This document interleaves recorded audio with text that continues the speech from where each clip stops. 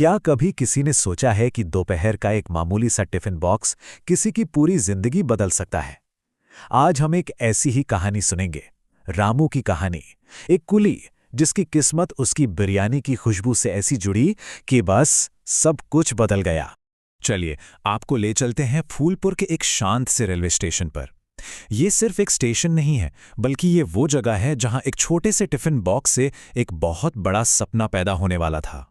तो मिलिए इस कहानी के हीरो रामू से। दिन रात पसीना बहाने वाला एक सीधा साधा मेहनती कुली, लेकिन उसकी मेहनत और उसकी कमाई का कोई मेल ही नहीं था। रामू की जिंदगी का सच बस इतना सा था, मेहनत पूरी और कमाई आधी। रोज की वही जद्दोजहद जिसमें उम्मीद की कोई किरण दूर दूर तक नजर नहीं आती थी। लेकिन इस थका देने वाले दिन में एक पल ऐसा आता था जो रामू की सारी थकान मिटा देता था। वो पल था जब वो अपना टिफिन खोलता था और उसकी पत्नी राधा के हाथ की बनी मसालेदार वेज बिरयानी की वो जादुई खुशबू पूरे प्लेटफॉर्म पर फैल जाती थी। और ये खुशबू सिर्फ रामू तक ही सीमित नहीं रहती थी। पास में चाय की टपरी लगाने वाले मंगल चाचा हों या फिर टिकट कलेक्टर टीसी वर्मा, कोई भी इस महक से बच नहीं पाता था। अरे, टीसी वर्मा तो इतने बड़े फैन थे कि मजाक मजाक में रेलवे के नियमों का बहाना बनाकर जांच करने आ जाते थे, और बस एक निवाला मुंह में जाते ही उनकी आंखें चमक उठती थीं। ये बिरयानी तो किसी 5 स्टार होटल को भी फेल कर दे। दोस्तों की यही तारीफ है, यही प्यार। रामू के मन में एक छोटी सी चिंगारी जला गया, एक ऐसा आइडिया जो उसकी जिंदगी की पटरी ही बदलने वाला था। मंगल चाचा ने तो हंसी ठिठोली में कह दिया, अरे रामू, ये कुलीगिरी छोड़ दे, ये बिरयानी बेच और स्टेशन का राजा बन जा। पर यह मजाक वाली बात रामू के दिल में घर कर गई। कुली का काम छोड़कर बिरयानी बेचना, क्या ऐसा हो सकता था? अब शुरू में राधा थोड़ी झिझकी, बोली, आप कुली की वर्दी में बिरयानी बेचेंगे? लेकिन रामू का यकीन पक्का था।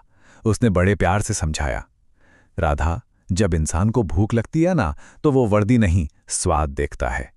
और बस इसी एक भरोसे के साथ एक नए सफर का आगाज हुआ। और फिर आया वो ऐतिहासिक दिन। रामू एक हाथ में सूटकेस और दूसरे में बिरयानी का पतीला संभाले खड़ा था। उसने एक यात्री से बड़ी होशियारी से कहा, सेठ जी, सामान तो मैं उठा ही लूंगा, पर पहले ये गर्मा गर्म बिरयानी खाकर अपना गिरा हुआ ब्लड प्रेशर तो उठा लीजिए। सेठ जी हंस पड़े और पहली प्लेट हाथों हाथ बिक गई। ये सिर्फ एक बिक्री नहीं थी, ये एक नई उम्मीद की शुरुआत थी। और उसके बाद तो जैसे स्टेशन पर कुली बिरयानी की क्रांति आ गई। यात्री तारीफ करते नहीं थकते थे।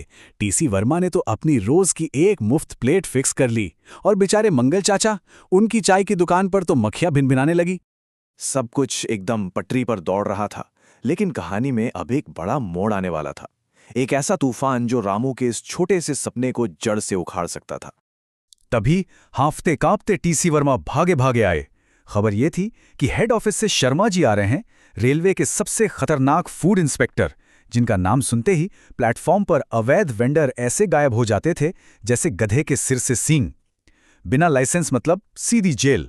प्लेटफॉर्म पर एकदम अफरा तफरी मच गई। वर्मा जी चिल्ला रहे थे, रामू पतीला छिपा दे, लेकिन तब तक बहुत देर हो चुकी थी।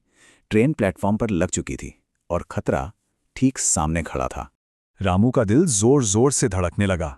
उसे लगा, आज तो गया काम से। कुली की वर्दी भी जाएगी और बिरयानी का पतीला भी। उसके दिमाग में बस एक ही आवाज गूंज रही थी, हे भगवान, अब मैं क्या करूं? तभी ट्रेन से एक कड़क सूट बूट पहने साहब उतरे।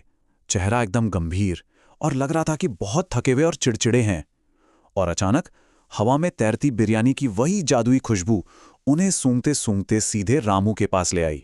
इंस्पेक्टर ने अपनी भारी आवाज में पूछा, ए कुली, क्या बेच रहा है इस पतीले में? रामू तो बुरी तरह घबरा गया, लेकिन तभी न जाने कहां से उसके मन में एक विचार कौन था।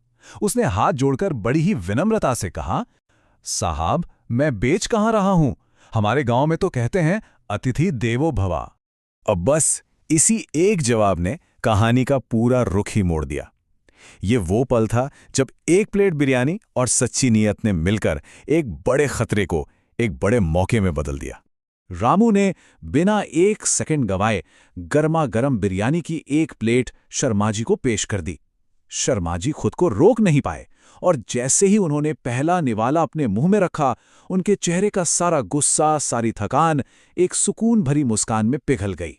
शर्मा जी ने खाने की इतनी तारीफ की और पैसे देने के लिए जेब में हाथ डाला, पर रामू ने हाथ जोड़कर पैसे लेने से साफ मना कर दिया। बोला, साहब, आप हमारे मेहमान हैं, आपको खाना अच्छा लगा, बस यही मेरी कमाई है। ये सिर्फ एक डायलॉग नहीं था, ये रामू की ईमानदारी का सबूत था। तभी शर्मा जी ने अपनी जेब से एक कार्ड निकाला और मुस्कुराते हुए बोले, मेरा नाम शर्मा है और मैं रेलवे का जोनल फूड इंस्पेक्टर हूं। ये सुनते ही तो रामू के पैरों तले से जमीन खिसक गई। उसे लगा अब तो खेल खत्म। लेकिन इंस्पेक्टर ने उसे तसल्ली दी और कहा, डरो मत रामू, तुमने आज मुझे एक बहुत बड़ी बात सिखा दी, और वो बात इस कहानी का दिल है। सिर्फ सरकारी टेंडर पास करने से अच्छा खाना नहीं बनता। अच्छा खाना बनाने के लिए एक साफ और बड़ा दिल भी चाहिए होता है। इंस्पेक्टर शर्मा इतने खुश हुए कि उन्होंने खुद रामू का लाइसेंस बनवाने की जिम्मेदारी ले ली। अब रामू को चोरी छिपे नहीं बल्कि गर्व से अपना कुली बिरयानी का स्टॉल चलाने का हक मिल गया था। उसकी ईमानदारी और नेकी ने उसे वो इनाम दिया था जिसकी उसने कभी कल्पना भी नहीं की थी। तो ये कहानी हमें सिखाती है कि एक सच्ची नीयत और थोड़ा सा प्यार किसी भी बड़ी से बड़ी मुश्किल को एक सुनहरे मौके में बदल सकता है। जरा सोचिए, अपनी जिंदगी में आखिरी बार ऐसा कब हुआ था